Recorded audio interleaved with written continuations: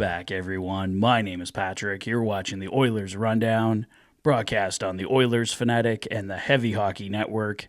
The Edmonton Oilers, with 3 games to go on this road trip, taking on the New Jersey Devils tomorrow night, the New York Islanders on Friday, and then the New York Rangers before they head home to play Utah.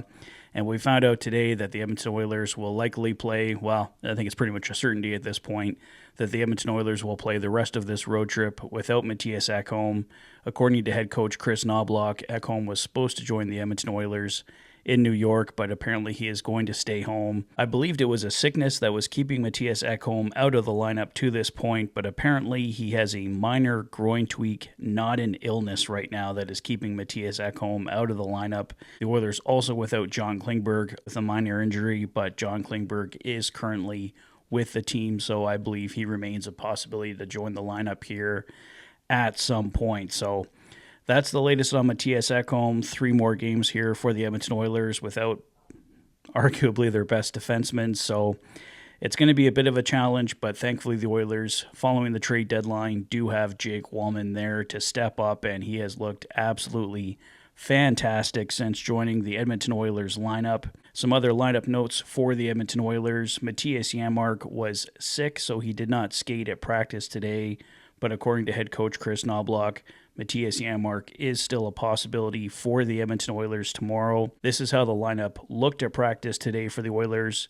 It was a top line of Nuge, McDavid, and Hyman. Jeff Skinner got into the top 6 with Leon Draisaitl and Victor Arvidsson. Vasily Podkolzin, Adam Henrique, and Connor Brown made up the third line. Max Jones, Kasperi Kapanen, and Corey Perry on the fourth line. On defense, Jake Wallman and Evan Bouchard, Darnell Nurse and Troy Stetcher, Brett Kulak and Ty Emberson, and it looks like Stuart Skinner will get the start against the Devils tomorrow night. So as I mentioned earlier, Mattias Janmark wasn't on the ice, but he remains a possibility to join the lineup tomorrow night, so I'm not sure who would come out if Mattias Janmark is good to go, so that may be a game time decision tomorrow. And one other piece of news that I wanted to cover, some news that came out yesterday.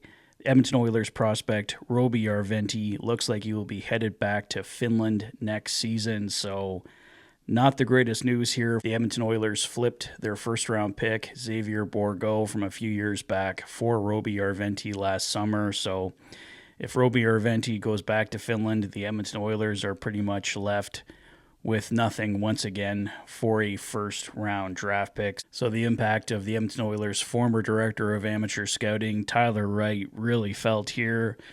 The Oilers selected Xavier Bourgault that year. We know the Edmonton Oilers could have selected goaltender Jesper Wallstedt. I mean, there was plenty of other better picks, and I think some of us were still excited about Xavier Bourgault at the time, but Jesper Wallstedt would definitely be a welcome addition with the Edmonton Oilers goaltending current position at this point. So this one's a frustrating one to see the Oilers' first-round pick pretty much result in nothing if Roby Järventie is headed back to Finland next year. So in my video yesterday, I talked about the current state of the Edmonton Oilers. We saw a pissed-off Connor McDavid at the end of last game.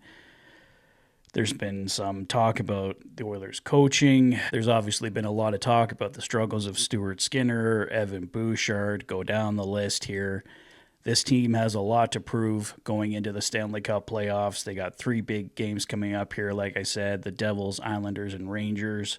All 3 definitely winnable games, I believe, for this team. They did not rise to the challenge against the Buffalo Sabres.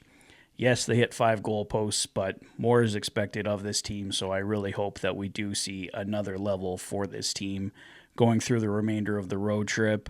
Really happy to see Jeff Skinner up there in the top 6 for the Edmonton Oilers. I just don't understand what Chris Knoblauch has against Jeff Skinner. I know he's not perfect defensively, but he just really seems to help this team every time he is in the lineup, so I hope he can stay there as a fixture. Chris Knoblauch did mention in his availability today that Janmark, Skinner, and Brown were 3 of the highlights for the Edmonton Oilers last game. We'll see what happens there, guys. If you want to talk more Edmonton Oilers on the Heavy Hockey Network, we have Oilers Live going down at 9 p.m. Mountain tonight. I'll have the link up on my YouTube page and social media for you guys to check out. So be sure to join us to talk more Edmonton Oilers at 9 p.m. tonight. But I think that's all I have for now, guys. Like I said, let's hope it's a much better rest of the road trip here for the Edmonton Oilers and they can rise to a level that we all expect them to play at going into the Stanley Cup playoffs.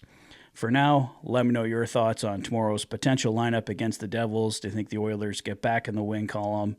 Let me know your thoughts in the comment section below.